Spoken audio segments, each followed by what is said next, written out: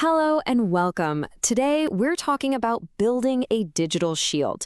You see, if you're a business in Hyderabad, you are right in the middle of this incredible tech boom. But that success, it comes with a pretty serious risk. So let's dive into how you can protect your entire organization with a rock-solid incident response plan. First off, let's just paint the picture.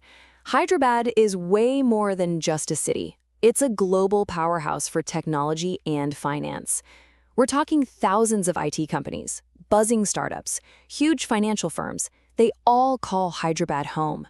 It's this amazing digital growth that has put the city firmly on the world map. And here's the flip side of that coin, the one nobody likes to talk about. All that success, all that data, all that money flowing through the city's digital veins. Well, it makes Hyderabad a massive, glowing, impossible-to-miss target for cybercriminals. The very thing that makes it strong also makes it a top-tier target. And believe me, this isn't some far-off theoretical threat. This number right here, 2.5 crore rupees. That's the staggering amount one single IT firm in Hyderabad reportedly lost. How? A simple but devastatingly effective scam where attackers just pretended to be a vendor in an email. That's a loss that could literally sink a company. And that right there brings us to Hyderabad's big digital dilemma. How do you keep growing and innovating when you're facing this rising tide of really sophisticated cyber threats?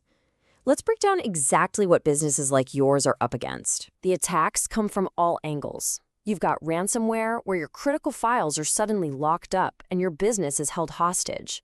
You've got phishing and BEC scams, just like the one we saw, designed to trick your own people. And then there are insider threats. And, these aren't always malicious. Often, it's just an accident. Add in DDoS attacks that can just shut you down completely, and you can see it's a war on multiple fronts. But here is the real kicker. For all the talk about faceless hackers in dark rooms, an IBM report dropped this bombshell. 90% of security breaches are caused by plain old human error. A thoughtless click on a bad link, a password that's too simple, a moment of inattention. It means your biggest vulnerability, well, it's probably already on your payroll. So how in the world do you defend against attacks from the outside and simple mistakes from the inside? Well, you build a shield. And that shield is your Incident Response Plan, or IRP. Think of it as your official playbook for when cyber chaos erupts. Now, an IRP isn't just some dusty document that sits on a server somewhere. No, it's a living, breathing, step-by-step guide that your team can grab the second a breach is even suspected. Its whole purpose is to help you manage the crisis, minimize the damage, and get your business back up and running fast. At its heart, every IRP boils down to these 4 key pillars. First, you have to detect that something is wrong. Then, you contain it. You stop the bleeding immediately. Next, you eradicate the threat, getting it completely out of your systems. And finally, you recover, bringing your operations back online safely. Let's dig into how that actually plays out. Okay, phase 1 is all about preparation. You absolutely cannot make this stuff up on the fly during a crisis. You need a solid, well-thought-out blueprint in place long before an attack ever hits. This is the foundation for everything else. And a blueprint is useless without a crew to build it.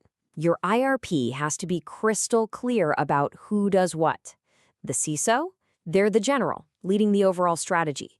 IT security? They're the boots on the ground, handling the technical fight.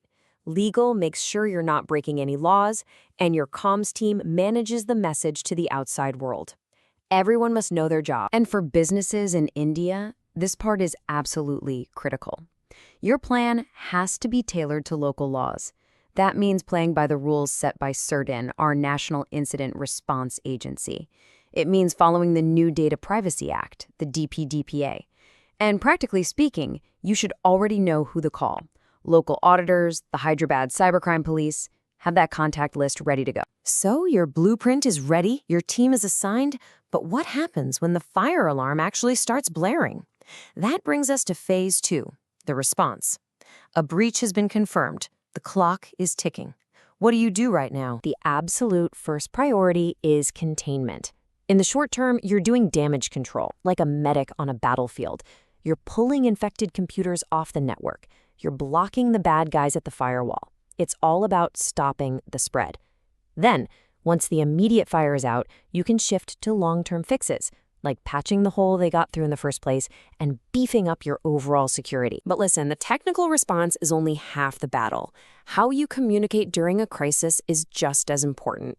Internally, you need to get the word out to your own team without causing a panic.